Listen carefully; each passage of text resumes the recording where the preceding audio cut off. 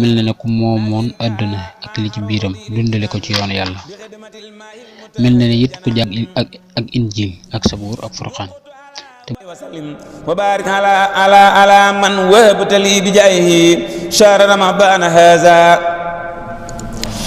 shakartu bil qalbi ilahi shukra yasimuni mimma yuwaddi makra.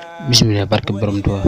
bismillahi rahmaani rahiim alhamdulilah wa salla abada ala nasibihi lana wala abada sayyidina muhammad wal ali wa sahbihi wa alihi wa ali saddid lisaani nawir jinaani safi amani wa sid baraay. asalaamaaleykum mbokk yi ñu teewal fii ci DK TV ñu ngi leen di nuyu di leen siyaar fas yéene dikk ak yéen ci li nga xam ne mooy naafile bis bi. mbokk yi guddi ku ci julli ñeenti rakkan bu jëne mu jàng dafa taxatul kitab benn suuratul ixlaas ñaar fukki yoon. ñu baabu ko guddik ñaar fukkeel ka ak benn ku ci julli ñeenti rakkan bu jëne mu jàng dafa taxatul kitab benn suuratul ixlaas ñaar fukki yoon. mu ne ko def lee mel na ne ku moomoon àdduna ak li ci biiram dundale ko ci yoonu yàlla.